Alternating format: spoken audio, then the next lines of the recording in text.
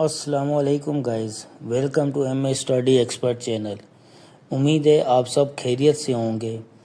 تو گائز، آج کا ہمارا ٹاپک ہے what is the difference between strategy, techniques and method. آج ہم ان پر بات کریں گے کہ اسٹریٹجی کیا ہوتی ہے، ٹیکنیک کیا ہوتی ہے اور میتھڈ کیا ہوتا ہے۔ ان کے بیچ میں ڈفرینس معلوم کرنے کی کوشش کریں گے۔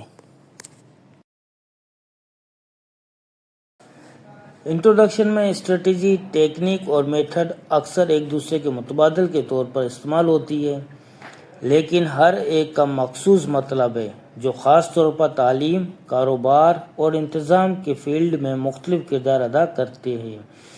اسٹریٹجی ایک طویل مدتی مقصد حاصل کرنے کے لیے مجموعی سمت یا منصوبہ متعین کرتی ہے اور کیا اور کیوں پر توجہ دیتی ہے۔ ٹیکنیک ایک مخصوص مہارت یا ایکشن ہے جو کیسے کے پہلو کو حل کرتی ہے اور اسٹریٹجی کے اندر پریکٹیکل اقدامات فراہم کرتی ہے، جبکہ میتھڈ ایک منظم اور باقاعدہ طریقہ کار ہے جو کاموں کو مستقل، مزاجی اور اعتبار کے ساتھ انجام دینے میں مدد دیتا ہے۔ ان کے فرق کو سمجھنا مؤثر منصوبہ بندی، عمل درآمد اور مطلوبہ نتائج حاصل کرنے کے لیے بہت ضروری ہے۔ نمبر 1 پر ہے اسٹریٹجی۔ اسٹریٹجی ایک ہائی لیول منصوبہ ہے جو کسی طویل مدتی مقصد یا ویژن کے حصول کے لیے بنایا جاتا ہے۔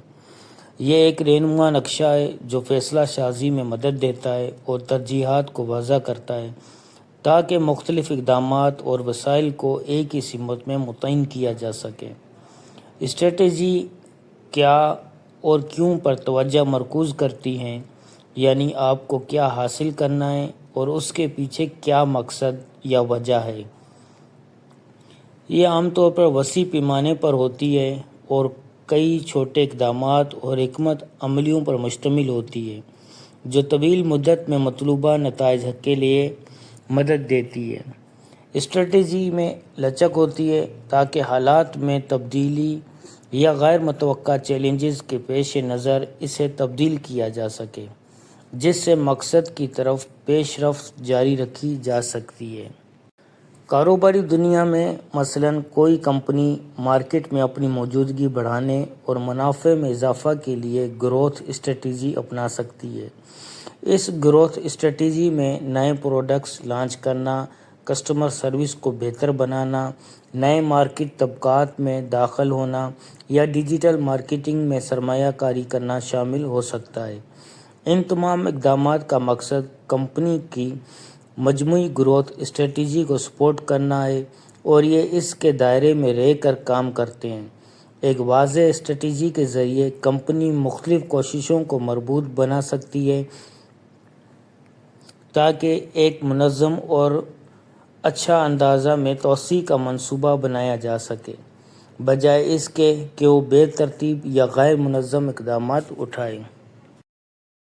نمبر 2 ہے ٹیکنیک۔ ٹیکنیک ایک مخصوص مہارت یا طریقہ کار ہے جو کسی کام کو مؤثر طریقے سے انجام دینے کے لیے استعمال کیا جاتا ہے۔ یہ اس کام کو انجام دینے کے کیسے پر توجہ مرکوز کرتا ہے اور پیچیدہ کاموں کو چھوٹے قابل عمل مراحل میں تقسیم کرتا ہے۔ ٹیکنیک مخصوص عملی اقدامات فراہم کرتی ہے جو کہ ایک مخصوص مقصد کے حصول کے لیے ترتیب وار طریقے سے کیے جا سکتے ہیں اور اس طرح یہ مستقبل مزاجی اور کارکردگی کو یقینی بناتی ہے۔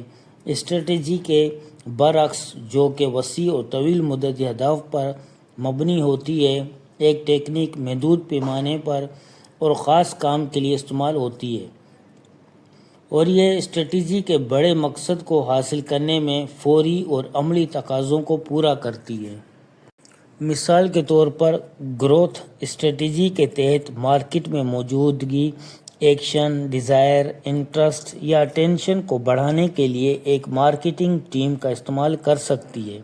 اس ٹیکنیک میں پہلے گاہک کی توجہ حاصل کرنا، پھر ان کی دلچسپی پیدا کرنا، ان میں خواہش پیدا کرنا اور آخر میں انہیں عمل کرنے کے ان اقدامات پر ترغیب دینا شامل ہے، جیسے کہ خریداری کرنا۔ مارکیٹنگ ٹیم مؤثر اشتہارات تخلیق کر سکتی ہے۔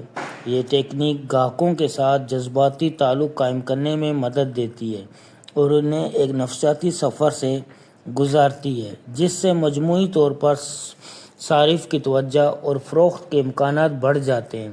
ایسی ٹیکنیک واضح مراحل فراہم کرتی ہے جو کسی بڑے مقصد کو عملی شکل میں ڈالنے میں مدد دیتی ہے اور ٹیموں کے لیے مخصوص نتائج حاصل کرنا آسان بنا دیتی ہے۔ نمبر 3 ہے میتھڈ۔ میتھڈ ایک منظم اور باقاعدہ طریقہ کار ہے جو کسی کام کو انجام دینے یا مسئلہ حل کرنے کے لیے استعمال ہوتا ہے۔ اس کا مقصد نتائج میں تسلسل، درستگی اور دوبارہ استعمال کے قابل طریقوں سے مطلوبہ نتائج حاصل کرنا ہوتا ہے۔ میتھڈ عام طور پر قواعد، ہدایات یا اصولوں کے ایک مخصوص سیٹ پر مبنی ہوتا ہے، جس کی وجہ سے یہ مختلف حالات میں قابل بھروسہ اور دہرایا جا سکتا ہے۔ ٹیکنیک کے برعکس، جو کہ اکثر حالات کے مطابق ڈھلتی ہے، میتھڈ زیادہ رسمی اور مخصوص مراحل پر اقدامات پر مشتمل ہوتا ہے۔ یہ منظم طریقہ کار خاص طور پر ان شعبوں میں مفید ہوتا ہے جہاں معیاری نتائج اور یکسانیت کا حصول ضروری ہو، جیسے کہ تحقیق، تعلیم یا کاروباری معاملات میں۔ مثال کے طور پر، صارفین کی اطمینان کو جانچنے کے لیے ایک کمپنی سروے میتھڈ اپنا سکتی ہے۔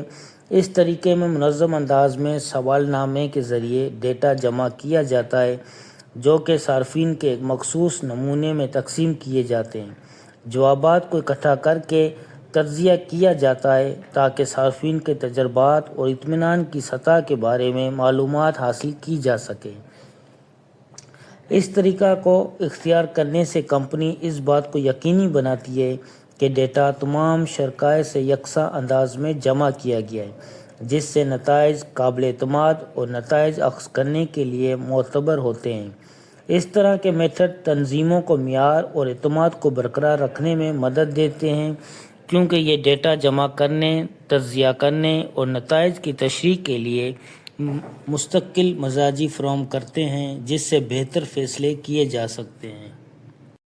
دیکھنے کا اور سننے کا بہت شکریہ۔ ملتے ہیں اگلے ٹاپک میں۔ اللہ حافظ۔